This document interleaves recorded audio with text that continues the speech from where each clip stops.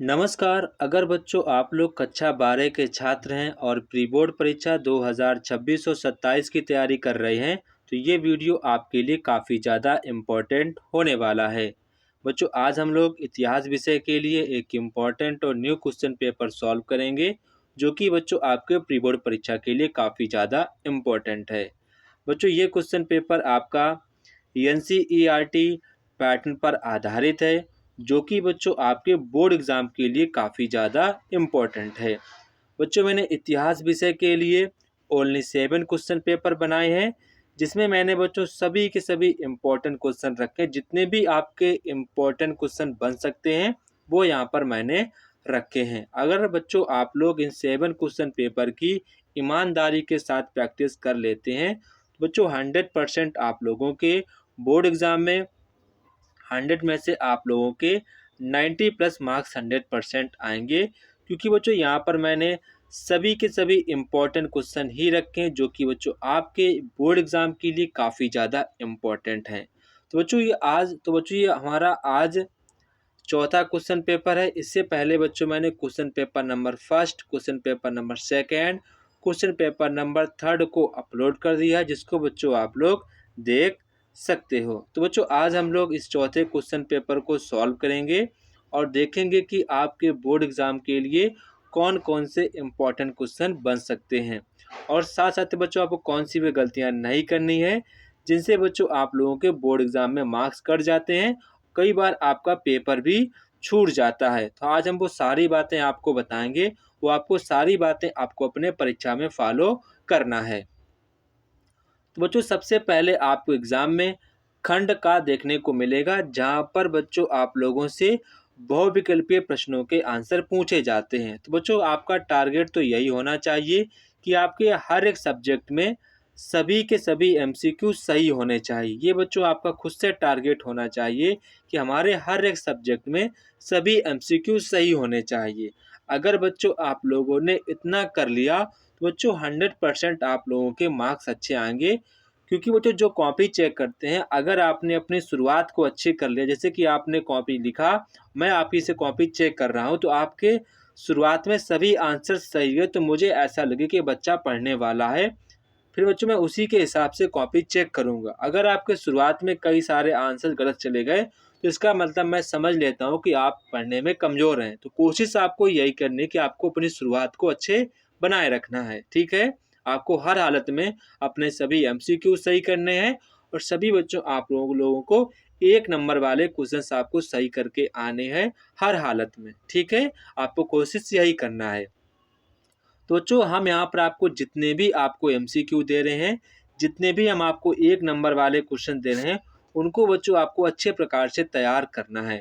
बच्चों सभी के सभी आपके बोर्ड एग्ज़ाम के लिए काफ़ी ज़्यादा इम्पोर्टेंट हैं। तो बच्चों यहाँ पर आपका जो पहला क्वेश्चन है, 1995 में एम.आर. राव द्वारा किस पुरा स्थल का उत्खनन किया गया था? वो बच्चों किया गया था कालीबंगा। किसका किया गया था? कालीबंगा का किया गया था। तो यहाँ पर आपका ऑप्शन नंबर बी वाला करेक्ट आंसर हो जाएगा। हरिशेर किसके राजकवि थे? तो बच्चों हरिशेर जो थे, वो जो आपके समुद्रगुप्त राजा के यहाँ पर राजकवि थे। इसके बाद आपका क्वेश्चन नंबर नेक्स्ट है, प्रयाग प्रशस्ति के लेखक कौन है? तो प्रयाग प्रशस्ति के लेखक कौन है? वो बच्चों आपके हरिशेर हैं। कौन है? हरिशेर। इसको आपको ध्यान रखना है, ये क्वेश्चन आपके बोर्ड एग्जाम के लिए काफ़ी ज़्यादा इम्पोर्टेंट है। बर्नियर कहाँ का निवासी था? तो बच्चों बर्नियर कहाँ का निवासी था? बर्नियर बच्चों आपका फ्रांस का निवासी था, फ्रांस का। किताब उल हिंद के लेखक कौन है? तो बच्चों किताब उल हिंद के लेखक आपके अल बरूनी है। कौन है? अल बरूनी। इसके बाद आपका क्वेश्चन नंबर नेक्स्ट है, आइन ए अकबरी की रचना किसने की थी? तो बच्चों आइन ए अकबरी की रचना जो है अबुल फजल ने की थी, ठीक है? अबुल फजल ने की थी। सहायक संधि का संबंध किससे है? तो बच्चों सहायक संधि का जो संबंध है, वो लॉर्ड वेजली से संबंधित है, ठीक है? ये आपका यहाँ पर ऑप्शन नंबर डी वाला करेक्ट आंसर हो जाएगा। बंगाल में स्थायी बंदोबस्त कब लागू हुआ था? वो यहाँ पर आपको बताएं। तो बच्चों बंगाल में स्थायी बंदोबस्त की जो यहाँ पर व्यवस्था है, वो 1793 में हुआ था। तो यहाँ पर आपको ऑप्शन नंबर सी वाला करेक्ट आंसर हो जाएगा। इसके बाद यहाँ पर आपसे कह रहे हैं कि द्वितीय विश्व युद्ध का प्रारंभ कब हुआ था। तो बच्चों द्वितीय विश्व युद्ध का प्रारंभ 1939 में हुआ था। इसके बाद यहाँ पर आपसे कह रहे हैं कि भारतीय संविधान की आत्मा कहलाती है। तो बच्चों भारतीय संविधान की आत्मा कहलाती है संविधान की प्रस्तावना। तो यहाँ पर आपका ऑप्शन नंबर डी वाला करेक्ट आंसर हो जाएगा। इसके बाद बच्चों यहाँ पर आपका खंड खा है अति लघुत्तरीय प्रश्न। यहाँ पर बच्चों आपका प्रत्येक क्वेश्चन 2 नंबर का रहेगा। बच्चों कोशिश आपको यही करनी है कि आपके 2 नंबर वाले सारे के सारे क्वेश्चन आपके सही जाएं। ठीक है, ये आपको कोशिश 100% करनी है। तो पहला यहाँ पर आपसे कह रहे हैं कि अभिलेख किसे कहते हैं। तो अभिलेख वे लेख हैं जो पत्थर, धातु, मिट्टी, स्तंभ या ताम्रपत्र पर खुदे होते हैं, जिनसे ऐतिहासिक जो भी आपकी इवेंट हो चुके हैं, शासक एवं समाज की जानकारी देते हैं, उनको हम लोग अभिलेख कहते हैं।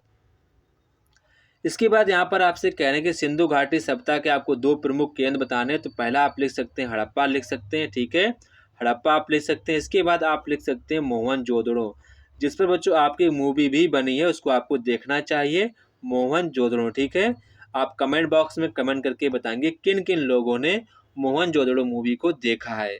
सभी लोग मुझे कमेंट बॉक्स में कमेंट करके बताएंगे और मुझे बताएंगे उसमें आपका हीरो कौन है। ठीक है, उस हीरो का नाम भी आप लोग मुझे कमेंट बॉक्स में कमेंट करके बताएंगे। ठीक है, इसके बाद यहाँ पर आपसे कह रहे हैं कि विजयनगर साम्राज्य की स्थापना किसने की और कब की। तो जो विजयनगर साम्राज्य की जो स्थापना है 1336 ईस्वी में की गई थी, और ये की थी आपकी 2 व्यक्तियों ने की थी। उनका नाम था, एक का नाम था हरिहर। ठीक है, एक का नाम था हरिहर और दूसरे का नाम था बुक्का। इन 2 आदमी ने विजयनगर साम्राज्य की स्थापना की थी। ठीक है, इसके बाद यहाँ पर आपसे कह रहे हैं कि इब्न बतूता का यात्रा वृत्तांत क्या कहलाता, वह किस भाषा में लिखा गया था। बच्चों आपका जो इब्न बतूता का जो यात्रा वृत्तांत है बच्चों, वो आपका रिहला के नाम से जाना जाता है, रिहला के नाम से। ठीक है, इसको आपको ध्यान रखना है, रिहला के नाम से जाना जाता है। और बच्चों ये अरबी भाषा में लिखा गया था। किस में लिखा गया था? अरबी भाषा में ये लिखा गया था, इसको आपको ध्यान रखना है। ठीक है, अरबी भाषा में आपका ये लिखा गया था। इसके बाद यहाँ पर आपसे कह रहे हैं फ्रांसिस बुकानन कौन था। ये बच्चों काफ़ी ज़्यादा इम्पोर्टेंट क्वेश्चन है, इसको आपको ध्यान रखना है। ठीक है, इसको बच्चों आपको हर हालत में ध्यान ही रखना है। तो यहाँ पर आपसे कह रहे हैं कि जो आपका फ्रांसिस बुकानन कौन था। तो फ्रांसिस बुकानन एक स्कॉटिश आपका डॉक्टर था और एक सर्वे करने वाला था, जिन्होंने भारत में ब्रिटिश शासन में समय भूगोल, अर्थव्यवस्था व समाज का सर्वेक्षण किया था। ठीक है, भारत में उन्होंने क्या किया था? उन्होंने भूगोल का और यहाँ पर अर्थव्यवस्था का और समाज का सर्वेक्षण किया था। इसके बाद यहाँ पर आपसे कह रहे हैं कि खंडगा, जहाँ पर बच्चों आप लोगों से लघुत्तरीय प्रश्न पूछे जा रहे हैं। तो बच्चों यहाँ पर आपको करना क्या है? बच्चों लघुत्तरीय प्रश्न आपको 5 नंबर का क्वेश्चन, तो बच्चों लगभग वहाँ पर 2 पेज का आंसर आपको लिखना पड़ेगा। अगर आपकी स्पीड अच्छी है तो बच्चों आप 2.5 पेज का भी आंसर लिख सकते हैं। ठीक है, तो बच्चों यहाँ पर आपको करना क्या है? बच्चों आपको हेडिंग बना बना कर लिखना है, तभी बच्चों आपको नंबर मिल पाएंगे। कोशिश आपको यही करनी कि आप हेडिंग बिना हेडिंग के ना ही लिखें तो ही सही है। ठीक है, आप हेडिंग बना बना कर लिखेंगे तो 100% आपको अच्छे मार्क्स ही मिलेंगे। ठीक है, तो बच्चों यहाँ पर आपसे कह रहे हैं कि मौर्य वंश के या मौर्य साम्राज्य के विषय में आपको जानकारी देनी है और प्रमुख इनके जो भी इनके स्रोत हैं वो यहाँ पर आपको प्रकाश डालना है। जैन धर्म के पंच महाव्रत कौन से वो बताना है। मीराबाई पर आपको संक्षिप्त टिप्पणी लिखनी है। विजयनगर की जल आवश्यकताओं को किस प्रकार से पूरा किया जाता था वो बताना है। संविधान सभा के उद्देश्य किन आदर्शों पर बल दिया था ये भी आपको बताना है। गांधी इरविन समझौते की आपको प्रमुख शर्तों का उल्लेख करना है। बच्चों ये भी आपके बोर्ड एग्जाम के लिए काफ़ी ज़्यादा इम्पोर्टेंट क्वेश्चन है, इसको बच्चों आपको अच्छे प्रकार से तैयार करना चाहिए। इसके बाद बच्चों आपका खंड घ आता है, जहाँ पर बच्चों आप लोगों से वेरी लॉन्ग आंसर पूछे जाते हैं। आपका प्रत्येक क्वेश्चन 10 नंबर का है। बच्चों कोशिश आपको यही करनी है, आपको लगभग में 3.5 पेज का आंसर लिखना होगा, तभी बच्चों आपको 10 नंबर मिल पाएंगे। अब बच्चों आपका 3.5 पेज तभी भर पाएगा जब बच्चों यहाँ पर आप हेडिंग्स का प्रयोग करेंगे। बच्चों आपको कोशिश यही करना है कि लॉन्ग आंसर हो, चाहे आपके यहाँ पर थोड़े से कम लॉन्ग आंसर हो, 5 नंबर वाले क्वेश्चन को आपको हेडिंग बनाकर लिखना है। तो जो आपके जो पेजिंग है वो जल्दी भर जाएगी और आपको देखने में भी अच्छा लगेगा। ठीक है, कोशिश आपको यही करनी कि आपको हेडिंग बनाकर ही लिखना है। तो जो यहाँ पर आपसे कह रहे हैं कि स्तूप क्यों बनाए जाते हैं, किस प्रकार बनाए जाते थे, वो यहाँ पर आपको बताना है। मौर्य साम्राज्य की प्रमुख जो भी विशेषताएं वो आपको बतानी है। सूफीवाद क्या है, इसके मूलभूत सिद्धांत का यहाँ पर आपको वर्णन करना है। इसके बाद यहाँ पर आपसे कह रहे हैं कि भक्ति आंदोलन की प्रमुख विशेषताओं का यहाँ पर आपको वर्णन करना है। इसके बाद यहाँ पर आपसे कह रहे हैं भारतीय राष्ट्रवाद के उदय के कारणों पर आपको चर्चा करनी है। वेरी इंपॉर्टेंट क्वेश्चन है। भारत छोड़ो आंदोलन पर आपको संक्षिप्त निबंध लिखना है। ये बच्चों आपके बोर्ड एग्जाम के लिए काफी ज्यादा इंपॉर्टेंट है। इसके बाद बच्चों यहाँ पर आपको डेट दी गई, इनका यहाँ पर आपको वर्णन करना है। तो बच्चों 323 ईसा पूर्व में क्या हुआ था, यहाँ पर बच्चों आपकी सिकंदर की मृत्यु हो गई थी। ठीक है, ये आपको ध्यान रखना है। 78 ईस्वी में आपका क्या हुआ था, ये हुआ था आपका शक संवत का प्रारंभ हुआ था। और जो 320 ईस्वी में आपकी गुप्त वंश की स्थापना हुई थी। ठीक है, कि किसके द्वारा की गई थी, बच्चों 320 में आपकी गुप्त वंश की स्थापना की गई थी। ये की गई थी चंद्रगुप्त फर्स्ट के द्वारा की गई थी। 712 ईस्वी बच्चों आपकी मोहम्मद बिन कासिम द्वारा सिंध पर आक्रमण किया गया था। 1459 ईस्वी में क्या हुआ था, ये बच्चों आपका हुआ था गुरु नानक देव का जन्म हुआ था। 1336 ईस्वी बच्चों आपका ये विजयनगर साम्राज्य की स्थापना हुई थी। 1510 में बच्चों आपका हुआ था पुर्तगालियों द्वारा गोवा पर अधिकार कर लिया गया था।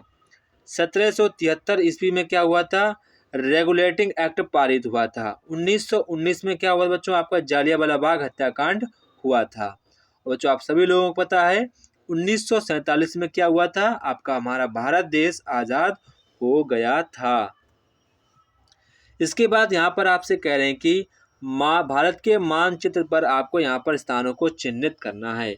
वह स्थान जहाँ से जुते हुए खेत का साक्ष्य प्राप्त हुआ है वो बच्चों आपका कालीबंगा है। क्या है, कालीबंगा। ये आपका कहाँ पड़ता है, ये आपका पड़ता है राजस्थान में पड़ता है। ठीक है, राजस्थान में आपका ये पड़ता है। इसके बाद यहाँ पर आपसे कह रहे हैं कि वह स्थान जहाँ पर गौतम बुद्ध का जन्म हुआ था, तो ये बच्चों आपका लुम्बिनी में हुआ था। कहाँ पर हुआ था, लुम्बिनी में हुआ था। ये बच्चों आपका पड़ता कहाँ पर है, ये आपका नेपाल में पड़ता है। कहाँ पड़ता है, नेपाल में आपका पड़ता है। इसके बाद वह स्थान जहाँ शेख निजामुद्दीन औलिया की दरगाह है, ये काफ़ी ज़्यादा इम्पोर्टेंट है, आपका नई दिल्ली में उनकी दरगाह स्थित है। इसके बाद यहाँ पर आपसे कह रहे हैं कि वह स्थान जहाँ पर जालियांवाला बाग हत्याकांड की घटना घटी थी वो जो आपका अमृतसर था। क्या था, अमृतसर, जहाँ पर बच्चों आप लोगों का पंजाब में स्थित है, जहाँ पर बच्चों आप लोगों का गोल्डन टेम्पल स्थित है। इसके बाद यहाँ पर आपसे कह रहे हैं कि वह स्थान जहाँ महात्मा गांधी ने नमक कानून तोड़ा था, तो वो तोड़ा था आपका डांडी में। कहाँ तोड़ा था, डांडी में तोड़ा था, जो कि बच्चों आपका गुजरात में पड़ता है। कहाँ पड़ता है, गुजरात में पड़ता है। बच्चों ये था हमारे क्लास 12th का हिस्ट्री का एक इम्पॉर्टेंट और न्यू क्वेश्चन पेपर। आप सभी बच्चे लोग इस क्वेश्चन पेपर की अच्छे प्रकार से रिवीजन करेंगे। जितने भी आपको क्वेश्चंस आ रहे अच्छी बात, जितने नहीं आ रहे उनको बच्चों आपको अभी के अभी इनको सभी के सभी क्वेश्चंस का रिवीजन कर लेना, इनको आपको अच्छी प्रकार से तैयार कर लेना है। तो जय हिंद बच्चों, फिर मिलते हैं अपने नेक्स्ट वीडियो पर। तब तक कि आप सभी बच्चों को जय हिंद, अच्छे प्रकार से पढ़ते रहिए और आगे बढ़ते रहिए।